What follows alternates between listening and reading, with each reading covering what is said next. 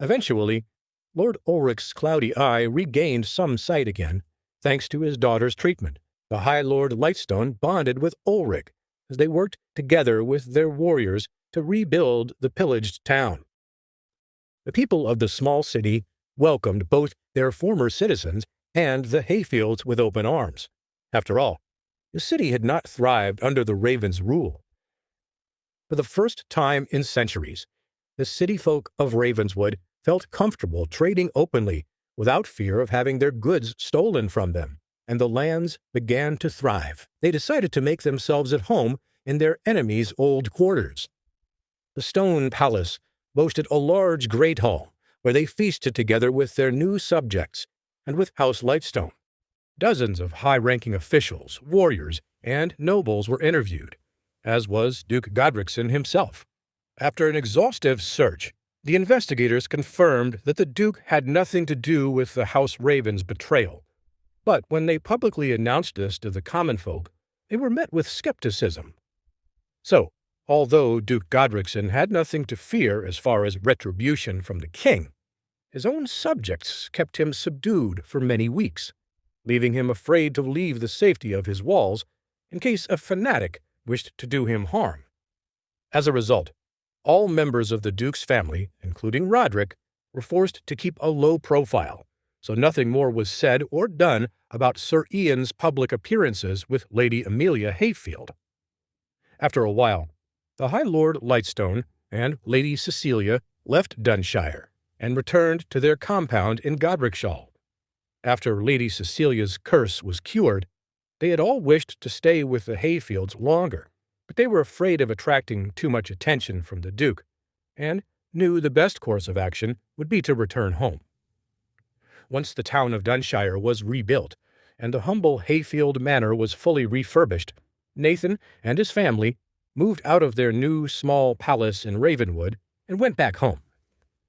The townsfolk in the hamlet of Dunshshire greeted their noble lords loudly and cheered at their arrival. Even Hilda Moonweaver cheered. Ever since she'd won a sizable sum of money off of Nathan's prowess, she had grown to be a loud supporter of the family. As Nathan moved back into his old room and looked out his window, he scoffed at the gaudy-looking purple mansion she had built over the charred remains of her old thatched-roof hut. One day, however, many of Nathan's fans had already gone home for the day, and he was enjoying a quiet afternoon in his room. Suddenly, a voice boomed out from the front courtyard. "Nathan Hayfield, are you in there? I wish to speak with you." Lately, Nathan had received a number of calls like this, and usually, Lord Ulrich had encouraged his guards to turn the uninvited guests away. However, Nathan smiled as he immediately recognized a friend's voice.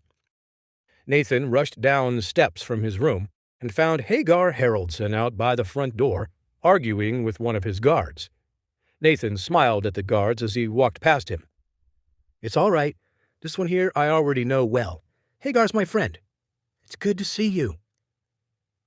Hagar and Nathan embraced, as Nathan led him into the newly refurbished living room.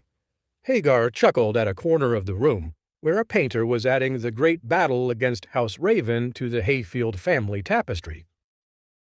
"Hello again, young Master Hayfield. How are you these days?" Nathan shook his head as he motioned for Hagar to sit, and then himself took a seat on a comfortable lounge chair. "Get out of here with that young master nonsense. You have no need to be so polite. If it weren't for your warning, my family here and this very building would be nothing but a pile of rubble. You have my undying gratitude, my friend." Hagar smiled. Despite all of his attempts to befriend Nathan up to this point, he still felt reluctant to relax around him. After all, they had initially misunderstood each other and been enemies. Still, Nathan had spared Hagar's life, and so he was thankful that he'd had the opportunity to return the favor. "Thank you, Nathan. I appreciate that. Unfortunately, my visit is not purely for pleasure. I have sought you out here because I bring more urgent news." Nathan leaned forward, with one of his brows raised curiously. Oh, really? You and your always urgent news. Well, I'd like to hear more about it. Hagar nodded. You know Harold's Land is known for its extensive spy networks, right? Well, my father, Duke Godricson, in particular, has access to an untold number of contacts and informants spread out far and wide across the world. Of course, you knew of House Raven's attack on Dunshshire before it had even begun. Who else has access to such vital bits of information? What have they all told you this time? Hagar hesitated, then leaned forward and whispered in Nathan's ear. My father's men have heard talk that the Doom faction will soon be evaluating all spiritual warriors within the kingdom under the age of 21. Amongst the thousands who might qualify, the top 100 applicants will be given the chance to join the Doom faction as acolytes, servants, and squires to the legendary warriors that run the entire faction. Immediately, Nathan's interest in this news was immense.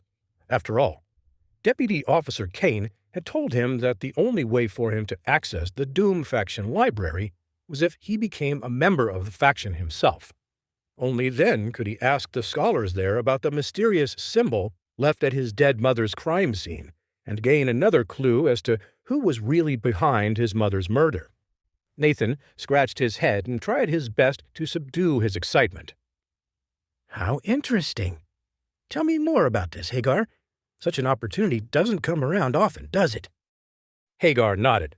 Only once in 100 years is the evaluation called. It's amazing, Nathan. For them to announce a Doom faction examination now means only one thing, that they believe there are enough powerful young spiritual warriors in this land to warrant their attention. I mean, just think of the power we'd gain access to if we were one of the few that joined them. It does sound attractive, and all the Doom faction officers I've met have been extremely powerful. Perhaps this examination would be worth my time.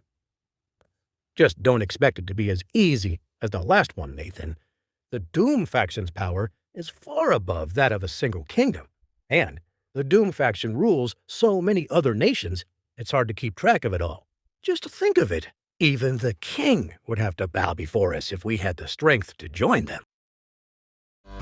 Wait, that's not the end. You've just had a free taste. Now get the full story on the Pocket FM app, link in description. Check out our next video and playlist, and don't forget to like, share, and subscribe.